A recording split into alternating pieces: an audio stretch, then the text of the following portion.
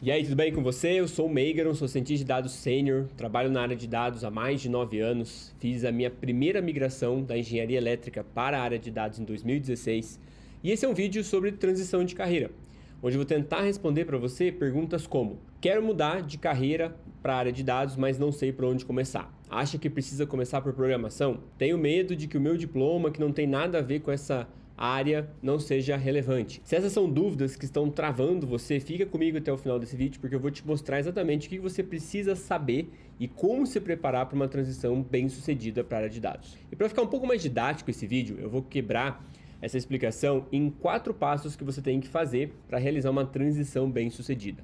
Bom, o primeiro passo é você escolher a profissão certa para você dentro da área de dados. A área de dados hoje, ela tem mais ou menos de 4 a 5 profissões que foram especializações que aconteceram ao longo do tempo.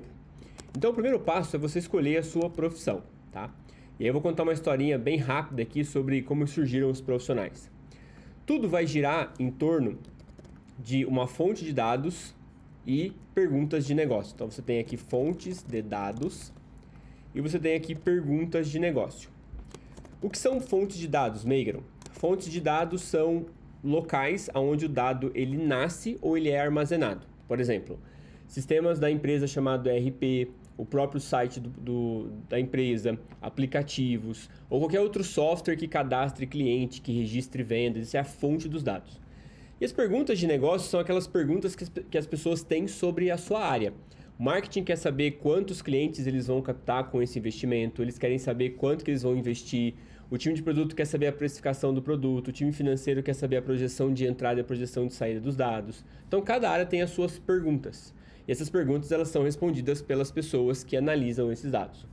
Lá no passado, a gente tinha uma pessoa que coletava esses dados aqui e analisava esses dados para entregar insights que ajudavam a tomada de decisão. Essa pessoa ela foi nomeada como analista de BI, lá no passado. Só que essas perguntas aqui, elas começaram a ficar mais complexas. E o passo para você puxar os dados da fonte e responder as perguntas de negócio também foi ficando mais complexo devido ao volume de dados que essa pessoa trabalhava. Então surgiu uma outra profissão, que era a profissão do cientista de dados, que na minha época, quando eu fiz a migração para ciência de dados, era a pessoa que resolveria todos os problemas da empresa. Era muito legal, eles procuravam um profissional unicórnio, que era aquele cara que dobraria o faturamento da empresa, ganhando um salário, né, de 5 mil, 6 mil, 7 mil, 10 mil reais. E ele faria tudo. Então o cientista de dados foi o herói da pátria lá nos anos 2016, 2017. Então o cientista de dados vinha para resolver esses problemas, problemas mais complexos da área de dados. Mas como o volume de dados ele era muito grande para trabalhar, o cientista de dados demorava muito tempo para fazer um projeto completo. E aí as empresas necessitavam que essa velocidade fosse aumentada, ou seja, que o cientista de dados fizesse projetos mais rápido. Então o que eles fizeram? Eles pegaram a parte de coleta dos dados dessa fonte e organização e trouxeram um novo profissional. Batizaram ele de engenheiro de dados. Então o engenheiro de dados é o cara que conecta os dados da fonte até um local organizado. Então ele vai construir aqui como se fosse um cano. E esse cano ele vai armazenar em um local que os dados estão organizados. Esses dados organizados eles vão ser a nova fonte para que o analista de BI faça os gráficos e para que o cientista de dados crie os seus algoritmos. Seus algoritmos que hoje nós chamamos de inteligência artificial, mas o nome real mesmo é machine learning, né? Aprendizado de máquina. Então aqui você tem os algoritmos de previsão, ou classificação, ou algoritmos de inteligência artificial, né?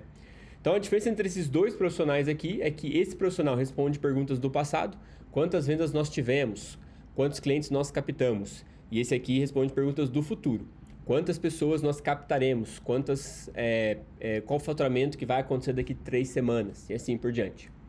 Depois de um tempo, o engenheiro de dados começou também a sofrer um processo parecido com o cientista. Ou seja, o trabalho dele ficou muito grande, o volume de trabalho dele era muito grande, então demorava muito para ele começar a gerar resultado.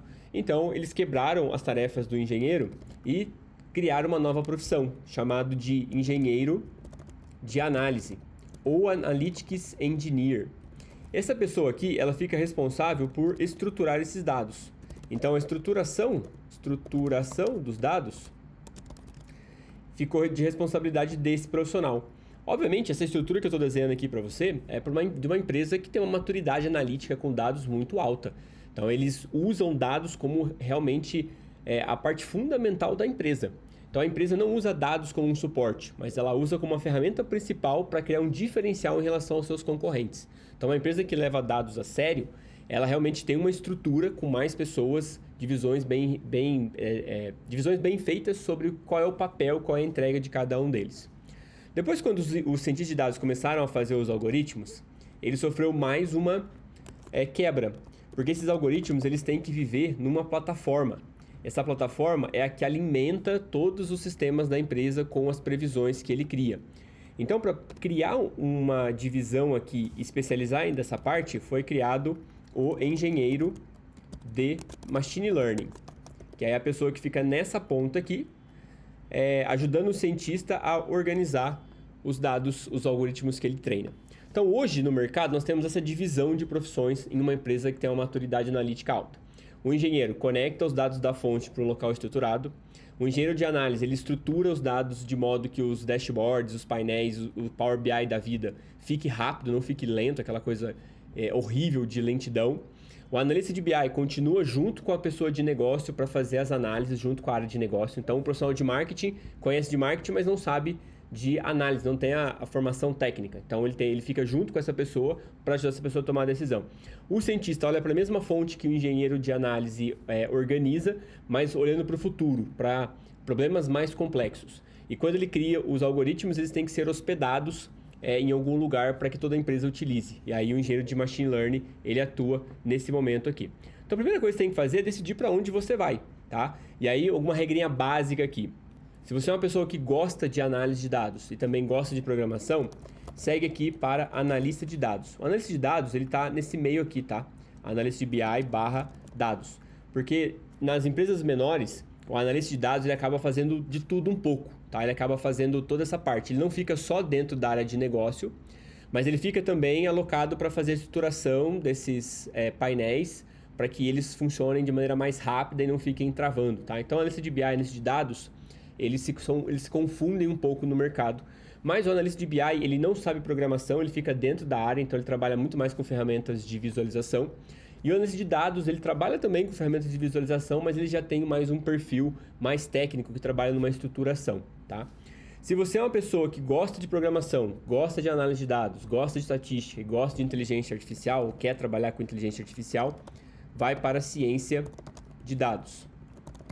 Se você é uma pessoa que gosta de programação, gosta de tecnologia e gosta de infraestrutura, vai para engenheiro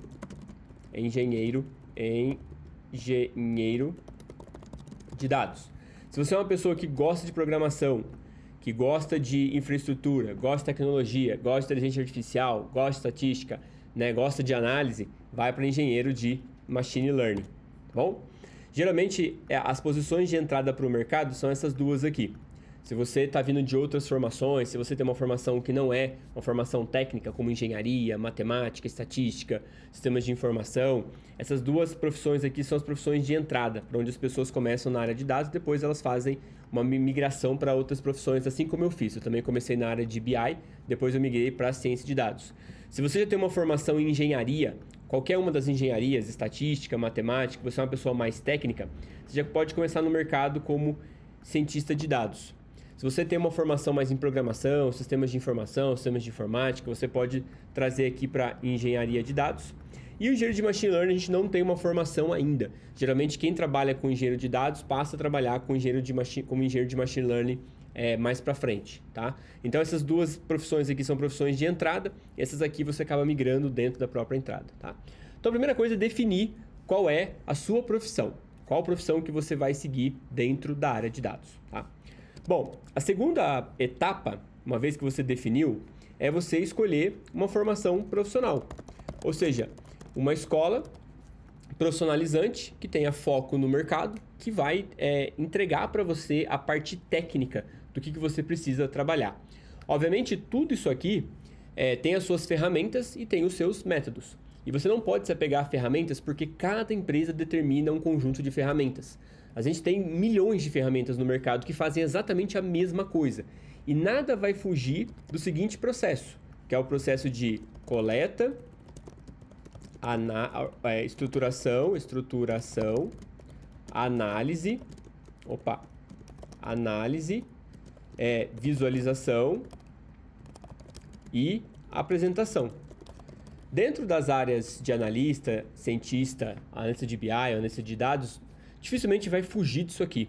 Então você tem centenas, dezenas, milhares de ferramentas em cada uma dessas etapas. Você tem um monte de ferramentas de coleta, um monte de estruturação, um monte de análise. Se você for apegado a qual ferramenta eu tenho que aprender para trabalhar na área, você nunca vai estar pronto, porque sempre tem uma ferramenta nova. O que você tem que aprender é os fundamentos, ou seja, como que eu coleto os dados, como que eu estruturo os dados, como que eu analiso os dados, como que eu visualizo, como é que eu apresento. E aí a ferramenta que você vai usar é aquela que estiver disponível. Se tiver um Excel para você utilizar, você vai conseguir fazer tudo isso aqui.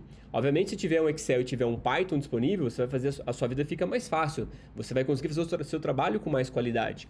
Em análise de dados, você precisa de conceitos como análise descritiva, diagnóstica, preditiva, prescritiva, visualização, um pouco de storytelling, organização dos dashes, e comunicação é montar uma apresentação estruturada para se comunicar. Então, os fundamentos disso não mudam, mas as ferramentas mudam. Se você se apegar às ferramentas, você não vai conseguir estar pronto.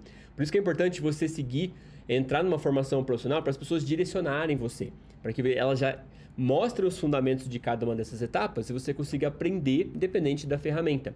Se você for pelo caminho de fazer uma segunda graduação, que eu não acho que seja necessário, aí você tem que entender que a graduação, a faculdade e um curso mais técnico voltado para o mercado, eles têm diferenças bem claras, diferenças claras, que muitas vezes uma formação voltada para o mercado, que muitas vezes as pessoas não comentam disso.